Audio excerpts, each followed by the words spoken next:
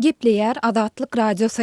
Türkmenistanyň banklary Western Union halkara pul geçirmek ulgamy arkaly daşary ýurtlardaky studentlere pul iýermek düzgünlerini täze çäklendirmäni girizdi. Bu barada Azatlyk Radiosynyň Aşgabatda habarçylarynyň biri habar berýär. Howpsuzlyk ýagdaýlary sebäpli anonim şertde maglumat beren habarçynyň tasdiklamagyna görä, bu çäklendirme ýurduň daşynda bilim alýan türkmen studentleriniň ejesi tarapyndan mamasy we babasyna, kakasy tarapyndan enesi we atasyna degişli. 2 awgustda maglumat beren habarçynyň sözlerine görä, inni ýurduň daşynda bilim alýan türkmen studenti we onuň mamasy we babasy ýa-da enesi we atasy bir ýaşaýyş jaýynda ýazgyda durmadyk bolsa, onda olaryň türkmen banklary arkaly pul iýermek mümkinçiliginden peýdalanmagyna ruhsat berilmeýär. Häzirki wagt daşary ýurtda okuyan öz agtygyna pul iýermek üçin türkmen banklaryna, şol sanda Senat Paýdarlar Täjirçilik bankyna baran türkmensanlaryň haýsy adresde hemişelik ýaşaýandygyny, ýagny ýazgyda durandygyny barlaýarlar. Eger student we onuň mamasy, babasy ýa-da enesi, atasy şol bir şäherde ýa-da owada ýöne aýry başga jaýlarda ýaşaýan, ýagny ýazgyda duran bolsa, olaryň resmi namalaryny kabul etmeýärler diýip habarçy aýtdy. Onun sözlerine göre bank resmileri bu täze çäklendirmäniň sebäpleri barada düşündürüş bermeýärler. Şeýle-de olar çäklendirmäniň resmi taýdan güýje girdilendigini görkezýän